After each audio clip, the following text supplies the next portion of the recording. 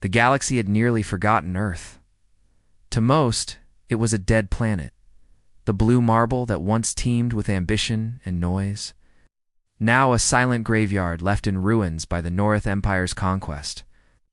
For 2 decades, alien surveyors recorded only static and silence from humanity's home. When his orders brought him to the Sol system, he expected boredom. His Squadron 4 hardened North's officers to Kreth mercenaries and aboard.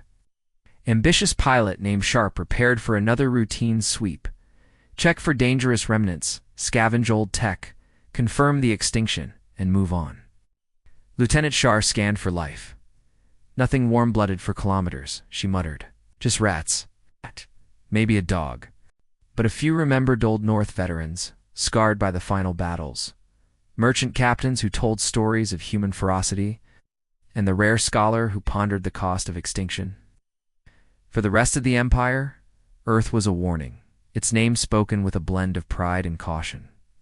I'm picking up a transmission. Local frequency, ancient modulation. Commander Zyron never cared for legends. His career was built on efficiency, not nostalgia.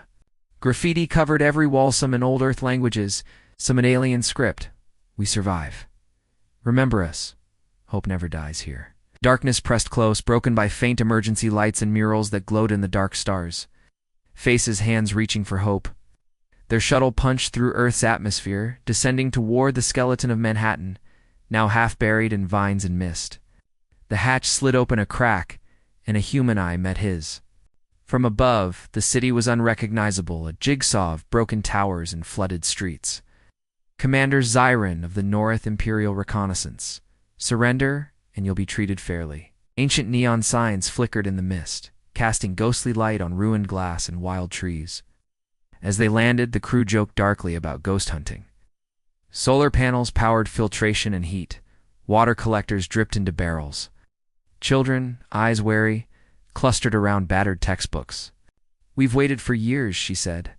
Not for you specifically, but for a sign, any sign, that we're not alone. Old men sharpened tools. Teenagers rewired a drone. Art covered the walls, bright with hope and pain. In makeshift armor, others wielding crossbows, gas bombs, and scavenged plasma blades. They surrounded the North, outnumbering them. The Kreth tensed. For a moment, it seemed another massacre would stain Earth. The youngest child, no older than 7, recited poetry in 3 languages, one of them alien. Barely even the children could signal or set traps. Deep below, the Outpost's reactor came to life. Leah keyed a command into a battered console. Shar, monitoring frequencies, gasped as a beacon burst from the Outpost decoded. High-frequency signal aimed at Earth's silent satellites, the lunar colonies, Mars. No, there's been enough blood. You're not the Empire. But then no one would believe what happened here. No one would hear our story. We want witnesses, not corpses. You came expecting bones. You found hope. Tell your people what you saw. Tell them Earth is not dead. Above, satellites relayed the human beacon across the stars. Not here. Across Earth, outposts sent signals of hope fires on rooftops, lanterns in windows, painted banners across old highways. We are still here. In distant systems, small rebellions flared first whispers, then open defiance. All inspired by the resilience of a species thought extinct. They opened the old parks, planted gardens in the cracks, painted murals of Earth's history, joy and pain, loss and endurance. She stood at the entrance to Haven, eyes raised to the rising sun. And for the first time in a generation, she allowed herself hope. Here we decide. Survivors emerged from tunnels, blinking in the sun lightsome for the first time in years. Children clung to parents, elders wept openly. You must surrender. The Empire stand down. We'll come to Haven, she said. You're late. Traps activated magnetic pulses, scrambled weapons. Oil slicks sent troopers skidding. Nets and barricades fell from above. The North were captured, not killed. After what you did here, we scavenged, we grew food, we bartered with others. The city below the city's subways, tunnels, basements, became our new home, but Zyron paused, catching a flicker in the static. Human colonies long believed lost answered.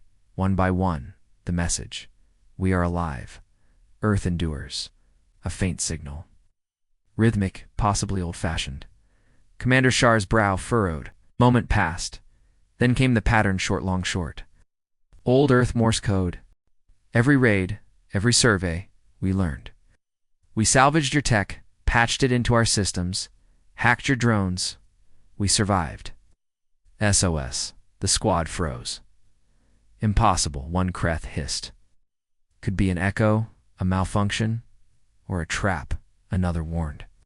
But curiosity and protocol left no choice. Zyron led the squad through the city's skeleton, tracing the signal through collapsed concrete and forests of metal.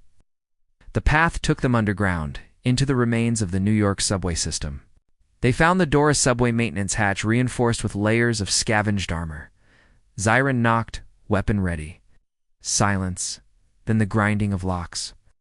A woman's voice, steady, challenging, broke the silence. "Who are you?" Zyron raised his badge. A laugh, brittle but brave, echoed through the opening. The door opened. A woman, tall and thin but resolute, stood in the threshold.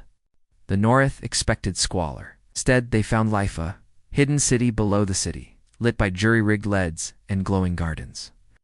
Leah Carter, last mayor of New Manhattan, introduced them to her people. Zyron struggled for composure. "You survived down here?" Leah nodded. Eyes. As Zyron's squad explored, they found more miracles. A fusion reactor cobbled from a hospital's broken core, hydroponics growing tomatoes and beans, libraries preserved on salvage drives. Zyron's officers, all trained to despise primitive humans, fell silent as Leah explained. The tension shifted when a siren wailed. On the monitors, masked humans flooded the tunnels, some with rifles, weapons were drawn. But Leah stepped between the factions, raising her hands. Her people obeyed, watching the North with wary respect. Zyron realized this was no isolated outpost. The survivors had networks, codes, sign language. With tension high, Zyron tried to regain control. Leah shook her head. While negotiations sputtered, the hum of machinery intensified. Across the solar system, forgotten outposts woke. Martian caves flashed with light. Old relays on the moon blinked in code. Zyron's squad tried to withdraw, but their way was blocked, not by violence, but by ingenuity. Leah addressed the North in the makeshift council room, her voice echoing in the old subway chamber. "Zyron, shaken, managed, you could have killed us." "We could have," Leah said softly. As dawn broke above, Leah led the North back to their shuttle. The North ship lifted off, bruised and silent. The days that followed were unlike any in living memory. Other species, long oppressed by the North, intercepted the messages. Leah watched as her people reclaimed the streets. "We are still here," she whispered as the city echoed with life once more.